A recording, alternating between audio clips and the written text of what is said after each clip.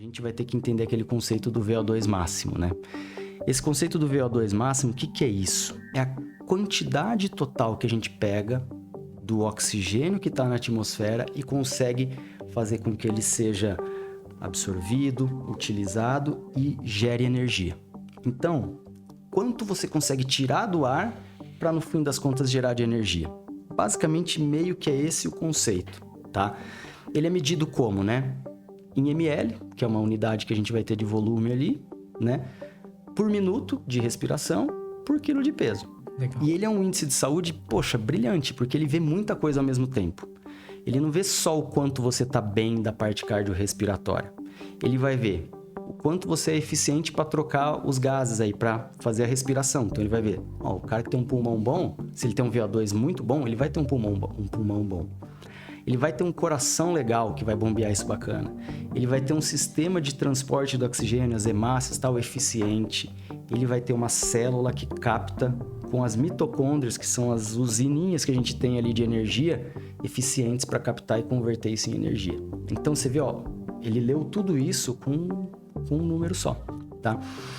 Hoje, qual que é o principal teste que a gente pode fazer isso? Você vê muito jogador de futebol quando se apresenta ao clube lá, que ele fica com aquele canudo na boca, correndo numa esteira ou na bicicleta. É um exame que é feito assim, tá? Ele vai medir pra gente e vai dar um número. Esse número, ele é um dado de saúde que vai ser assim, é um dos poucos dados de saúde, quanto mais melhor, tá? Ele não tem um teto. Da partida aqui já é meio ruim. Não, ele não tem teto. Aí entra esse segundo gráfico. Esse gráfico aí mostra pra gente valores de VO2 máximo no eixo ali no Y, né? No eixo de vertical. pé. E no deitado a gente tá tendo idade em anos. Legal. Né? Então, o que é o interessante e o que a gente tá vendo aqui, né? O que são algumas coisas que antes de analisar esse gráfico ele mostrou pra gente? Ele falou, olha, em termos de risco, por exemplo, quem tem pressão alta, você estima que ele tem um índice em saúde que chama mortalidade por qualquer causa. Ou seja, ó, esse cara, se ele faz isso, independente da causa que você escolha, ele tem mais risco de morrer, tá? A pressão alta dá um acréscimo aí de uns 20% de risco. Caramba, de você ter pressão alta. Se você tem diabetes, algo em torno de uns 30%. O cigarro acompanha de 20% a 30% também. O cara que faz diálise, por exemplo, ele tem 200%. É 3 vezes a mais de chance de morrer. E é meio fácil de imaginar. Uma pessoa que está em diálise realmente tem mais chance de ter um infarto e tudo mais. E aí, o que ele conseguiu mostrar com o exercício, não é, com o estudo dele, que não é bem o desse gráfico, ele mostrou que o exercício físico, ele tinha capacidade protetiva entre as pessoas. Então, ele fez o quê? Ele dividiu entre alguns grupos, né? Dos menos... não é o que está agora ali no gráfico, e depois eu vou concluir com o gráfico, mas ele falou assim, olha, dos menos fit, os que estão menos ali condicionados para os mais condicionados, ele falou assim, dividiu em 4 populações, 25, até 50, até 70, e até 75 e 100. Ele comparou a galera que estava pior com os melhores. Aí ele falou, cara, os melhores têm 3 vezes mais chance de sobrevivência do que quem tá pior. Então, quem tá pior em relação a essa galerinha que tava bem, tem 3 vezes mais risco de morte. E, se ele comparar essa galera que tava pior condicionada com o elite, com aqueles que eram os 2% melhores, esses caras da elite tinham 5 vezes mais como um fator de proteção a partir do condicionamento físico. Então, uma medicação, tratamento, qualquer coisa que você escolha na história da medicina que te dê 5 vezes menos risco de morrer por qualquer causa, não existe. O exercício faz isso. Então você vê o potencial que isso tem, né?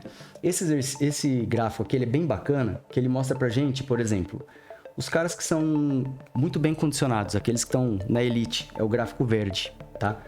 A galera do meio, do pelotão do meio, cinza, e os piores condicionados, o vermelho, né? O que é interessante ver? Você pega um cara mais ou menos de 45 anos ali e vai pra cima, né? Um cara de 45 anos, ele vai ter... Um cara que tá muito bem, ele tem um VO2 máximo em torno de 50 alguma coisa, né? E ele é capaz de fazer uma corrida ladeira acima com desenvoltura. 6 milhas por hora. Tá. Quanto que dá isso? Deve dar em torno de uns 10 e alguma coisinha, né? Algo por aí, tá? Legal. Então é uma corrida e ladeira acima, né? Tô calculando. O cara que ele é mediano ali, você vai ver, ele vai fazer o quê? Ele consegue subir escadas com uma certa agilidade. É diferente um cara que corre uma ladeira de um cara que sobe com... Mas até aí tudo bem. E você não vai ter um déficit de funcionalidade. Você fala... 9.6. Você fala assim, cara, eu consigo subir uma escada rápido, tô bem, sabe? E o cara que tá mal condicionado com essa idade, ele malemar consegue andar numa subida, sabe? E olha, você vê, todos na mesma idade. E aí, olha que dado interessante, né? Você pega um idoso ali, lá pro finalzinho, 75 e tudo mais. O cara, e o VO2 vai caindo ao longo da vida, isso é normal, a sua funcionalidade vai diminuindo. Então, aquele cara que corria ladeira acima, ele quando for bem velhinho, ele vai conseguir subir rápido a escada. Olha aí. Que é o cara de 45 hoje, o moderado. Você entende que o idoso vai ter a mesma funcionalidade de um cara de 45? Um cara de 85 tem a mesma funcionalidade de um cara de 45. E o mais, que loucura. E o mais louco é o quê? Se você pegar os bem condicionados, eles sempre vão ser melhores de qualquer desempenho do que os mal condicionados, independente da idade. Se você pega um moleque de 20 anos, ele não faz o que um idoso de 85 faz. Então você vê a importância desse dado. E é um negócio que tipo, vocês falaram os 2%, mas não é uma questão, o cara precisa ser um atleta. Não, é totalmente possível alguém chegar naquele nível. Sim. Então, assim... Qualquer pessoa. Você vê, é factível e é autorrealizável. Então, legal, assim, bicho. Esse gráfico é muito bacana. Muito bom. Então, assim, ele mostra, ele traduz isso pra gente. Se eu tô com 25, eu preciso, então, conseguir... Ó, você teria 10 milhas por uns 18, que é uns... Nossa. Pauleira. É uma corrida rápida. Véio, meu Deus. Mas assim... Eu consigo uns 10, no máximo. Não, então. E aí, esse teste é legal, porque dá pra fazer. E isso é uma estratégia bacana de você oferecer pro seu paciente, né? E aí, o que é legal? Quando chega um paciente novo, assim, a gente fala assim, olha, vamos melhorar a sua parte cardiorrespiratória. Como que a gente melhora isso, né? A gente melhora basicamente com 2 tipos de treino, né? Um que a gente chama de zona 2 e outro que a gente chama de zona 5. Aí você fala, poxa, o que quer dizer isso, né? O zoneamento, ele basicamente usa a nossa frequência cardíaca, né? Ou dados trazidos pelo aquele exame da ergospirometria, né? Que é o exame feito lá, que nem eu falei, coloca canudinho na boca, tal, corre e tudo mais. E ele vai trazer esses dados pra gente. A gente tem jeitos de calcular mais ou menos isso, né? Os relógios fazem também, mas a gente tem jeito de calcular que é basicamente, para arredondar as contas aí. Um homem da minha idade, eu tenho 40 anos, e a gente pega 220 menos 40. É o mais preciso do mundo? Não. Ele estima que a minha frequência máxima seja algo em torno de 180. Esse vai ser um número para a gente guardar. A zona 2 seria uma zona de funcionamento que eu estaria com o batimento cardíaco a 60% a 70% do meu máximo. Algo em torno de 120, tá? 120 é um batimento de outro mundo? Não, não é, tá? Então, zona 2, traduzindo em exercício, é aquela corridinha que você corre e se tiver alguém do seu lado você consegue conversar. Mas você consegue bater um papo, gargalhar? Não. Se te ligarem, você tá numa bicicleta, você consegue falar, tal, a pessoa vai perceber que você tá se exercitando, mas por outro lado ela vai falar assim, você consegue pensar, você consegue falar.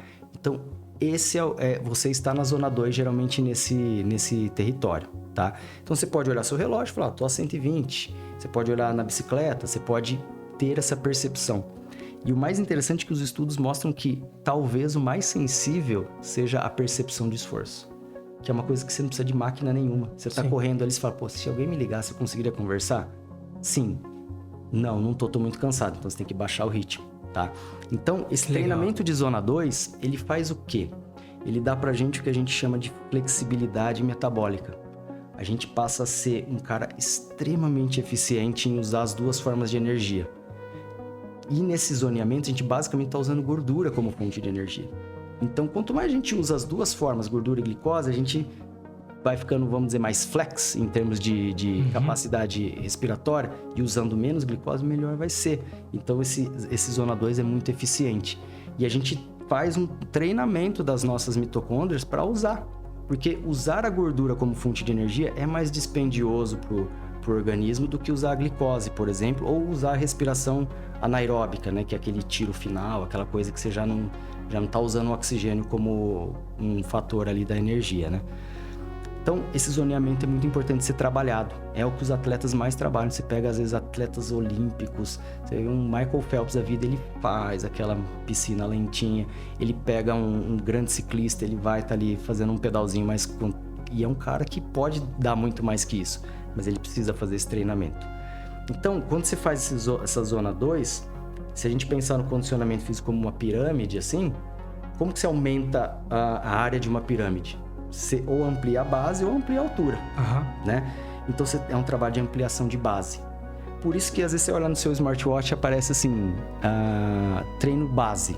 Isso pode ter alguma correlação, sabe? Que você está trabalhando essa base de funcionamento aí da sua respiração. Perfeito. A zona 5, o que é por outro lado? Já é aquele treino de pico. São tiros, né? Então, assim, por exemplo, um muito famoso é o que a gente fala. Você corre 4 minutos, descansa 4 minutos. Em que intensidade? Uma intensidade já mais... uma intensidade maior. Você vai ter que ver a questão de frequência cardíaca. De jeito nenhum. Você vai estar preocupado quase em não morrer. Sim. É para todo mundo esse treino? Evidentemente que não. Você tem que estar muito bem acompanhado e seu médico tem que saber a hora de fazer a proposta desse treino para você. Então, é um treino que esse sim, aumenta seu VO2 máximo. Ele vai aumentando a altura da pirâmide. Treino extremamente importante, é um treino mais duro. Tem alguns esportes que podem até simular isso. Tem cara que fala, se eu fizer um squash, tênis, que eu já percebi que no meu relógio acusou que eu tava com um treinamento de zona 5. Pode até ser. Então, a gente vai individualizando e ter esses 2 zoneamentos é muito, muito importante, sabe, Lutz? Então, com isso, você meio que vence esse pilar cardiorrespiratório.